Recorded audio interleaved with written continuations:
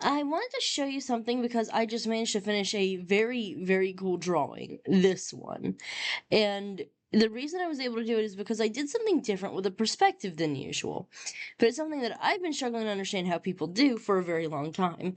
Because I just couldn't do it whenever I was doing regular, regular, 1 point perspective. Let's say you've just got some guy and he's just kind of like standing here, you know? You just got him standing here, and he's, even if he has, like, a weapon like Zero and all. Okay, let me fix his shoulder. You know, he doesn't look nearly as cool and menacing, even though he's got the same pose as Zero, practically speaking. Not really, but you know. So, the thing I do is I set up these 3 points, which are basically like, 3-point perspective. And we're just gonna, like, bop them about. This area will be our horizon. Oh, I took him away. This is our 3rd point, and it doesn't need to be good. It also doesn't actually have to be nearly this dramatic with the horizon all the way down here, but it really kind of depends on what you're going for. In fact, actually, I'm going to try something real quick to see if it works. We're going to aim our horizon for about where we want the person's head to be facing. And then we're going to real quick make a little plane for the face, just because I think that'll help. And see about this dramatic angle.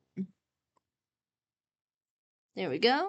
Again, it doesn't have to be perfect, but we're just gonna roughly sketch in a very dramatic angle here. Now look at that.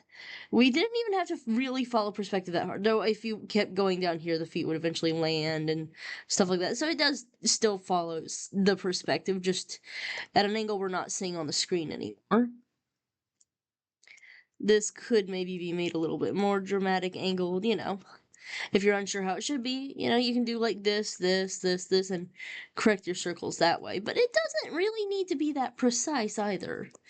What matters is that you're, like, trying to, like, do this cool angle thing. We're gonna put the shoulders on, and now we gotta figure out where we want the arms to be. Let's give this guy a cool pose. Keeping in mind the perspective, you would put the line here for the overlap of the arm. Overlap is really handy with this, by the way. Overlap makes everything look better. We're gonna say he's holding a gun too. Look, I'll be honest, I'm not great at drawing guns. Don't worry. I just get references when you're trying to draw guns. It'll help. Keep in mind the elbow will be down here. You don't really need to focus on that hard, but it's nice to know where things would be. Like right up here, there would be the shoulder, like sleeve thingy. We could have one hand going off towards there. And I do find that having a fun triangular like shape overall helps a lot. As does, just again, keeping in mind the perspective of things, keeping in mind that you're viewing this from above. So you probably would see a better emphasis on the knees, maybe. Like this, maybe, vaguely. You can keep adjusting your shapes a bit here. You want a bit of foreshortening. It's just a little rough sketch, but it gets across this idea of this super dramatic angle that you otherwise might not have been able to pull off. See? I like this. Maybe put the, eyes at a super dramatic angle or something. I will admit, the faces are the part that I'm struggling the most with this specific thing with, just because it's kind of hard to draw faces in perspective. I can somewhat do it. I've been practicing, and we're going to keep practicing.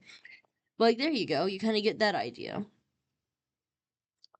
And, so that's kind of how I did, let me see, this drawing. Though I will say, I didn't actually very consciously, do that perspective on that drawing, but I figured out that that's basically why it's working. I actually just kind of, did that, after looking at a, really cool reference image, and I think I might have this still. Actually, I may not. Frick. Okay, well, it was very different from what I have now, which is why I didn't like post it alongside it. It was literally just using it for the head angle pretty much at that specific weird angle, but that helped a lot. Just having a good reference image of something that is in this 3-point perspective helps a lot. And then you can just kind of keep going with these cool poses and stuff like that, you know? And, you want to have an interesting silhouette. And honestly, it's easier to get a good silhouette in 3-point perspective than it is in any of the other perspectives. So, like, if you want this cool angle, you totally do want that 3-point perspective going. Because, like, this is like the same pose, practically speaking, but, from like a different angle. And it's not bad, obviously, but it could be a little more dramatic. It's not necessarily the best way to do things.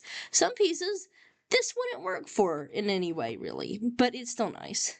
And also, as you can see, I fricked up the perspective a pretty good bit here. Like, this should be like here and stuff, and you can kind of, oh, maybe it should be here actually. Oh, yeah, that makes a lot more sense. Okay, yeah, like, sometimes you're gonna mess up your perspective. Sometimes that's just gonna happen, and that's okay. This implies to me that I messed up a lot more a specific perspective, because the point is not like to get it perfect.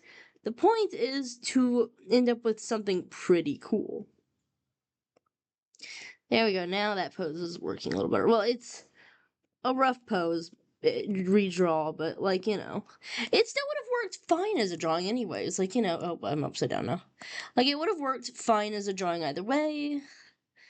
It really would have, and maybe in some ways that previous sketch was more engaging and interesting, and all it really would have taken is correcting a few things perspective-wise without destroying the, like, vibes, which I think, like, this is super rough. This is not working. So I probably would just go with that sketch, even though it's not technically more perspective-y, corrective-y, or whatever. Actually, maybe it makes more sense for that to be on the line with the... Yeah, there we go. That's a little better, I think. Anyways, it doesn't need to be perfect. It needs to be cool. Remember, rule of cool wins over basically everything else whenever it comes to creating art.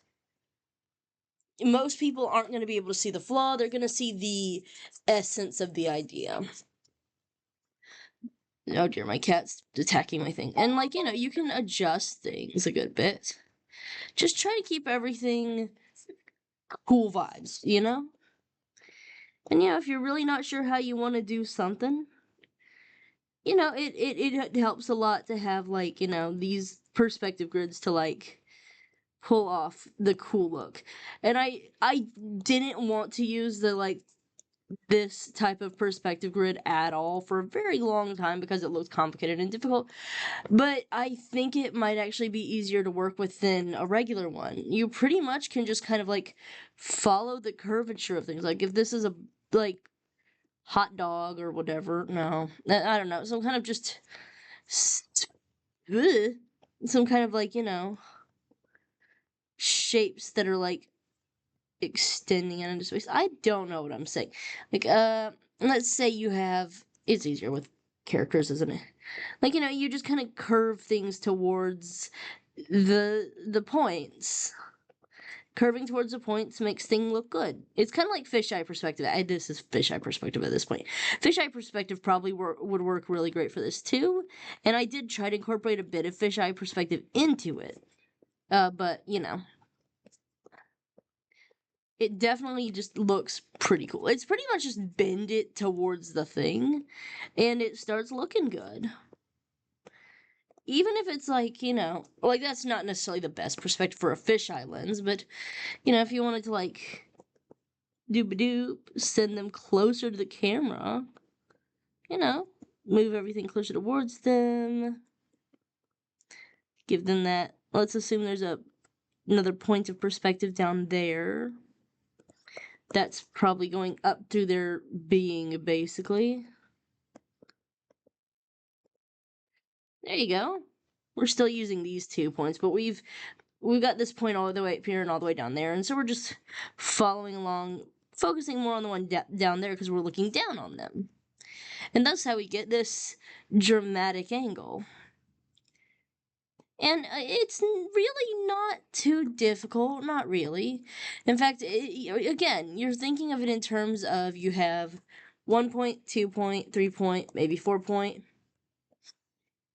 And you're just kind of bending things towards those. Like, let's say you have a pole that starts up.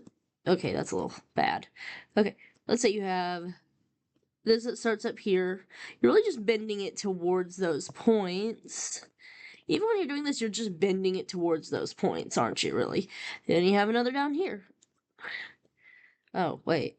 Oh, I'm messing this up because that guy's right here. Yeah. We're going to do like this, and we're just going to have the other pole here. And again, you just keep bending it more towards those points the closer you get to it with fisheye perspective. And that's the thing. Whenever you're doing 1 point perspective or whatever, you're basically just making sure everything bends in towards this point. It all just kind of comes back around to, it's all going towards that 1 point.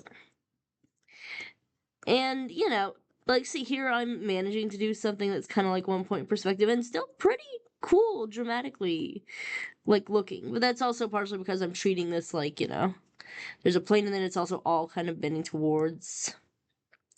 So, like, you can still get something really cool, even with 1 point perspective. See, so like I said, it doesn't have to go that one way. There is no one true best one-size-fits-all solution for every creator.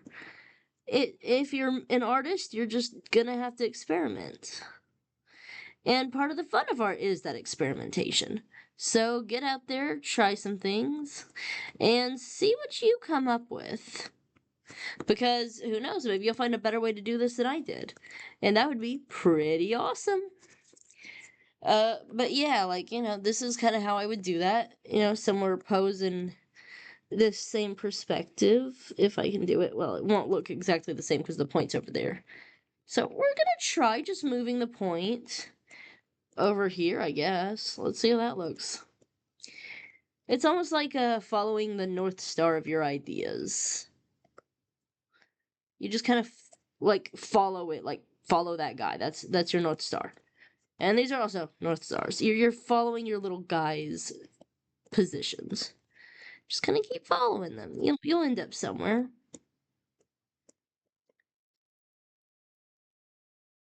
And you get this better and better sense of 3D as time goes on. I have no idea what this pose is actually. I don't know what I'm doing with this pose, but I'm messing around. Yeah, let's give him a little heart with his hands. It doesn't have to look good. Probably not rendering this out. We gotta fix this. There we go. Look at that. Ain't that cute? And like, it doesn't have to be this perfect thing, It just has to be pretty and fun. Or you're not even pretty, it can just be fun. Just have a good time. Or cathartic, or whatever emotion you're trying to make yourself feel. Sell the fantasy you're trying to create, Have a good time, create a good thing, do a thing.